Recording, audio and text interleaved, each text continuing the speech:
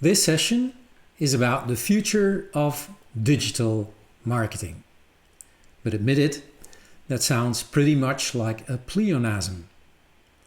I mean, is there any other kind? And insofar that marketing is not digital, it is a precursor to digital marketing. And the thing with the future of digital marketing, or any other kind of marketing for that matter, is that it is yours to determine. So whether that will be a pleasant future or a gloomy one will largely depend on the choices you make. But don't worry, after this session you will perfectly know what your options are. My name is Jan Algoed. I have been working in advertising for over 36 years now. And I have chosen for digital communication from the moment the internet was available in Belgium.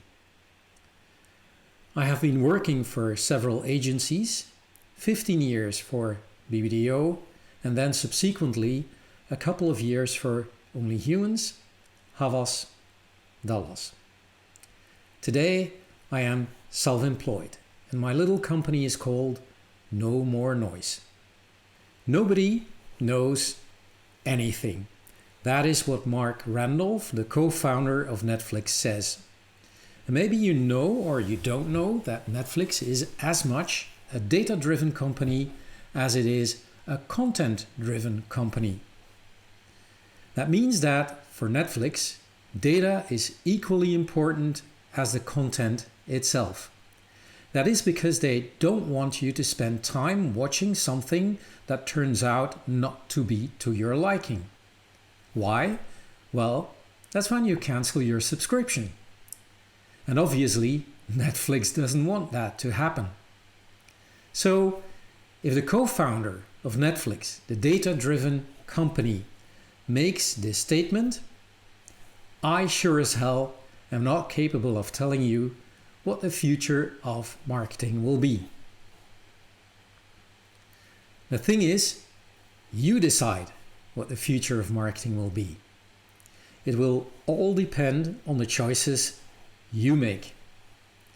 So, depending on the choices you will be making, there may be different futures of marketing for you in store. But one thing I can tell you, there is not that much choice. And the marketing future you will be stepping into will depend on a couple of answers you give. Do you want to win or do you want to matter? Because depending on your answer to that question, you will either start or join a competition-driven company or a story-driven company. But before talking about the future, what is marketing like today? These are pretty important men in advertising land. Mark Pritchard, Chief Brand Officer of Procter & Gamble, the world's largest advertiser. Keith Weed, the former Chief Marketing Officer of Unilever. And Bob Hoffman, commonly known as the Ad Contrarian. I am well aware of the fact that these are all men, but Unilever finally appointed a woman, Connie Brahms, as successor of Keith Weed. As you know, advertising, marketing, very conservative world.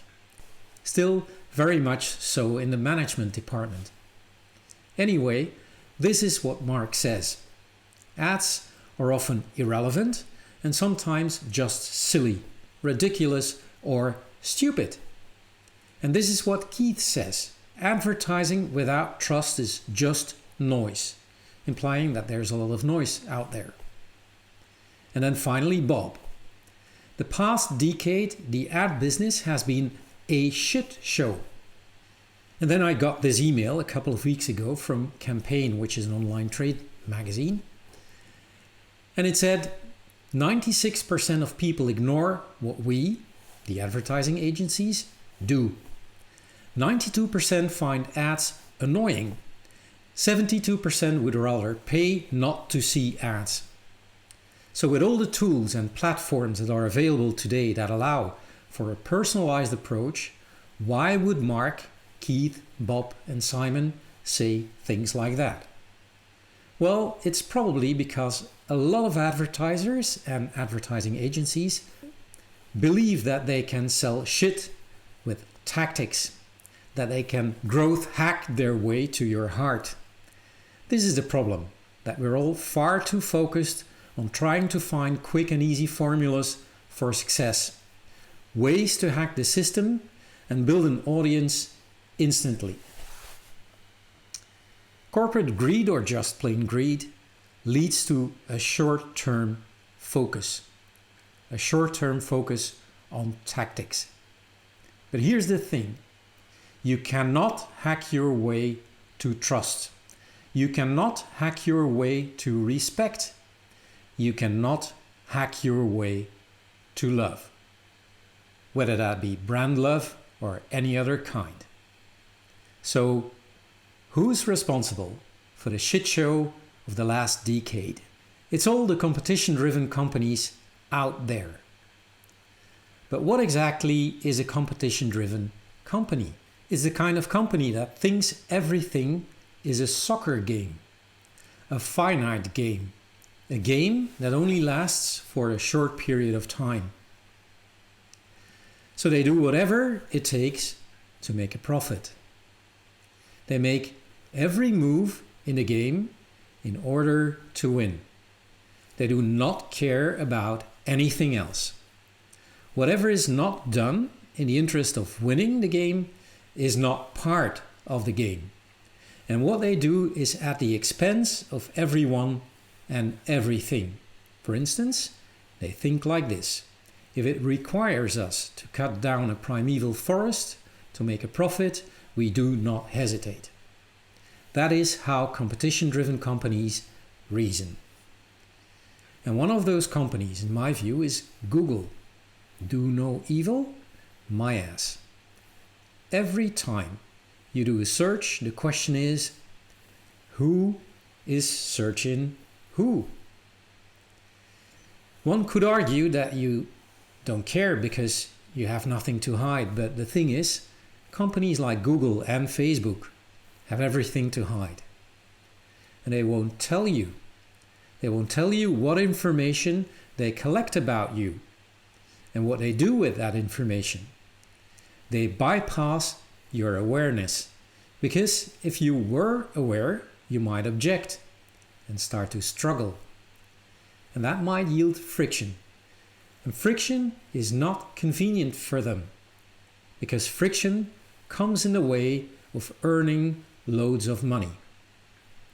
They feed their algorithms with your most private information, so they can start predicting your behavior and sell more certainty to advertisers. This is Nest, a smart thermostat. It is owned by Google. It measures all kinds of things. But what they forgot to mention, and what is totally absent in the tech specs, is the fact that it also has a built-in microphone. Why would a smart thermostat need a microphone? And when confronted, Google called it an error, like in, oops, somebody put it in there by mistake. This approach to digital marketing could take a very dystopian dive, because why would a sincere company run by honest people do a thing like that? Unless they were a competition-driven company that ruthlessly puts profit over everyone and everything else. So what they do is at the expense of everyone and everything. If you value your private space where you are not observed, you might think twice about purchasing Nest, Ring, which is a smart doorbell, or speakers equipped with Alexa. There are 1,000 other companies spying on you. Ford, for instance, has the ambition to become the Facebook of the roads. Their cars have cameras built in which record and send footage without you knowing. Amazon would like not only to deliver packages by drones, but capture images while doing so. If you want to know more about this, then read The Age of Surveillance Capitalism by Shoshana Zuboff, a Harvard professor. You can also find her on YouTube if you'd rather watch. And then there's this other small competition-driven company. During Davos 2020, the World Economic Forum annual meeting in Davos, Bia Perez, who is the head of sustainability at Coca-Cola, stated that Coca-Cola will not ditch single-use plastic bottles because consumers still want them. People still want plastic bottles. That is what she said. Now, Coca-Cola has been named the worst plastic polluter in the world for the second year in a row. Together with a couple of other companies like PepsiCo and Nestlé, they are responsible for most of the ocean plastics. And plastic has the nasty feature of not going away unless it's been incinerated. Or it turns into microplastics and enters our food chain that way. And plastic does not get recycled. It doesn't. It's a whopping 91% of plastic that is not recycled.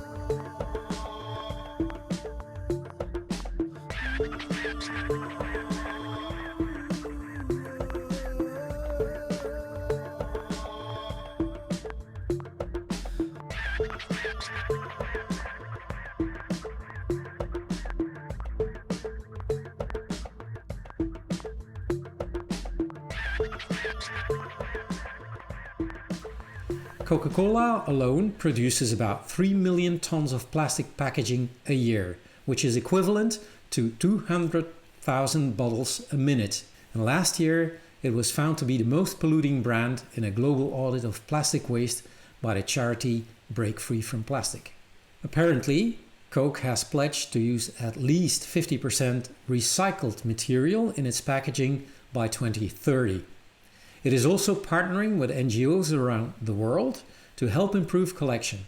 That's what Coke says. But the thing is, will anybody remember by 2030? That's still 10 years from now. And very much like it was the case with the tobacco industry a while ago, Coke and Pepsi are getting sued for lying about recycling. This is what is perverted about this. The profits are private, but the disastrous consequences are for the rest of us. And they are lying about how much of their plastic gets recycled.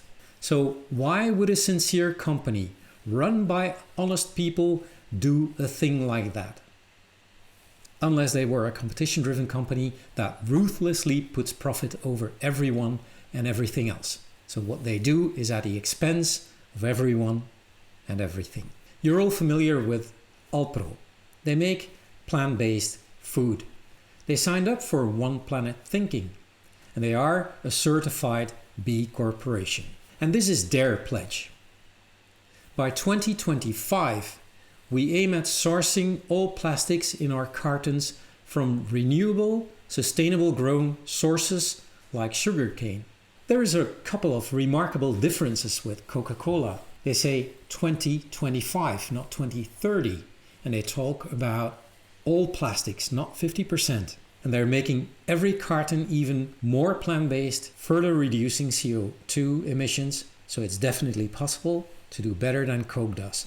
Talking about corporate social responsibility, well, Coke doesn't stand for much. And then there's still worse with these inglorious bastards. The fossil fuel extracting companies. This is what these companies are spending on climate lobbying.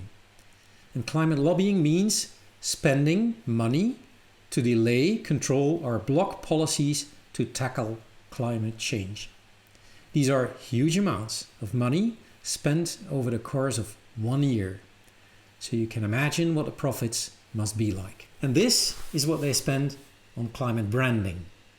And climate branding means focused branding activities which suggest they support action against climate change. The most common tactics employed are drawing attention to low carbon, positioning the company as a climate expert, and acknowledging climate concern while ignoring solutions. The report, according to Influence Map, said that the campaigns are misleading the public, given that the companies listed continue to expand their oil and gas extraction activities with only 3% of spending directed to low carbon projects. And the worst thing is that they are preparing a second wave of plastics. They are facing the prospect of reduced demand of their fuels. They are ramping up their plastics output. Apparently, nobody is stopping them, probably because they are sponsoring campaigns and things like that. So, again, why would a sincere company run by honest people do a thing like that? Unless they were a competition-driven company that ruthlessly puts profit over everyone and everything else. Luckily, there's also companies that do want to make a profit but also want to matter. Companies that are playing an infinite game. Take The Guardian, for instance. It refuses to accept ads from fossil fuels extracting firms, which is a bold move, as it will definitely cost them loads of money. And then there's the world's biggest investor, BlackRock, which has admittedly made a U-turn and is now no longer investing in polluting companies. No more polluting companies. And on another level, there is Music Declares Emergency. Music Declares Emergency is a group of artists, music industry professionals, and organizations that stand together to declare a climate and ecological emergency and call for an immediate governmental response to protect all life on Earth. They believe in the power of music to promote the cultural change needed to create a better future, for the simple reason that there can be no music on a dead planet. Reverb is an American non-profit which works to reduce the environmental impact of tours. They partner with musicians, festivals and venues to green their concert events while engaging fans face-to-face at shows to take environmental and social action. 18-year-old superstar Billie Eilish is greening her upcoming Where Do We Go world tour, making it more environmentally friendly. She's one of a growing number of musicians who are making their tours more sustainable. You gotta bring me on tour with you. I do. Talk about the new world tour. Can you believe you're going on a world tour, Billie Eilish? 17 years old. That's what I'm talking about. That's how you do it. But you're doing something different and cool with this tour. Talk about the green part of this tour. Yes. Well, basically, we just announced today as you just said, it's the Where Do We Go World Tour. The Where Do We Go World Tour. Where Do We Go World Tour. And basically, we're trying to be as green as possible on the entire tour. So there's we're actually bringing someone from Reverb, this company that basically specializes. Is that a word? Yeah. Okay. That. I mean, Reverb or specializes? Specializes. Specializes. Reverb, I'd be like, oh, is that what? Yeah, but Reverb. Specializes in the best and most healthy and green ways to do everything. So there's no plastic straws allowed. The fans are gonna bring their own water bottles. There's gonna be recycle cans everywhere. Cause it's if something's recyclable, it doesn't matter unless there's a recycle bin. You know, it doesn't do anything unless there is one. Yeah, you don't just recycle trash everywhere. Yeah, you're actually gonna recycle everything. Yeah, I love that plant-based you're doing food, this. everything. Yeah, you're doing so many great things. I love it. At each stop on the North American leg of his tour, singer Harry Styles collaborated with Reverb to include an action village that spotlighted local non-profit organizations and educated fans on sustainability. And although I like to work with Apple computers, I'm also very much a Microsoft fan. This is why. Microsoft not only announced they will be carbon negative by 2030, Microsoft also plans to offset all the emissions it produced since 1975. Bill Gates, who's a super cool guy, just invested in lab-grown palm oil to save the rainforest.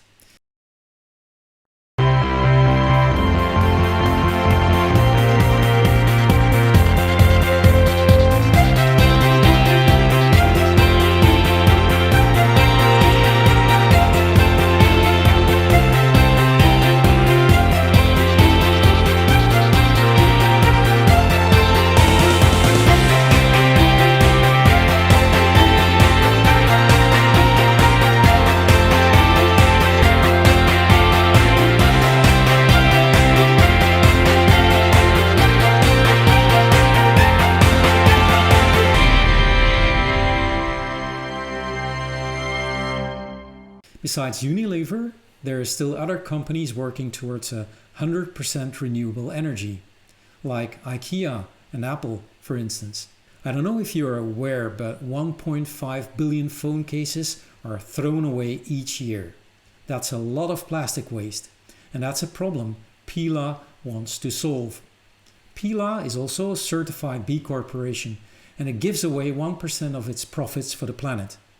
Pila case even helps solving problems caused by the competition. It can take up to 1,000 years for plastic to break down, but that doesn't mean it's gone forever. Plastic breaks down into microplastics that end up floating in the ocean. Pila makes phone cases that are not only protecting your phone in the best possible way, the cases are compostable. You can throw them in your garden if it's no longer of use, and it will naturally disappear. You can even send them back, the plastic cases you bought from other companies, and they will recycle it. That is the very definition of a great company. It helps to solve problems caused by others. There is a lesson for you there, Coca-Cola. Elvis & Kresse is a luxury brand. They make bags from decommissioned fire hoses that would otherwise end up in landfills. Or they make rugs made from scraps of leather that are usually thrown away as well. Elvis & Kresse rescues. Since 2005, Elvis & Kresse have been on a rescue mission. Their first goal was to save London's decommissioned fire hoses. This was just the beginning. They transform. They create stunning lifestyle accessories by re-engineering seemingly useless wastes and combining them with traditional craftsmanship. They also donate. They love to share.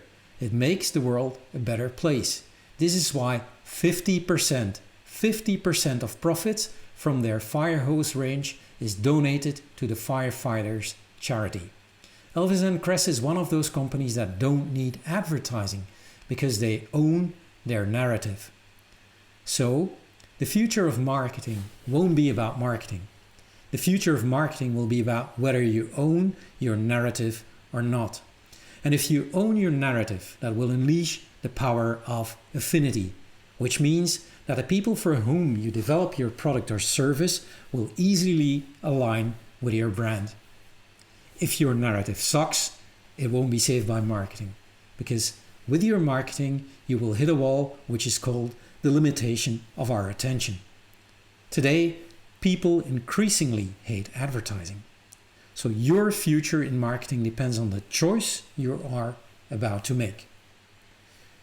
Are you going to be obsessed with telling the right story, or will you make sure you're telling the real story? The tactics are easy enough to learn. They are the least of your problems. First, answer the key question. Are you about winning, or are you about mattering? Will you be joining a competition-driven or a story-driven company? I, for one, wish somebody had asked me that question when I was about to graduate. And remember, if you do the right thing, the money will follow. Now you know your options, which means now you have a responsibility. I very much hope you take it, because people don't deserve sales and marketing. People deserve better.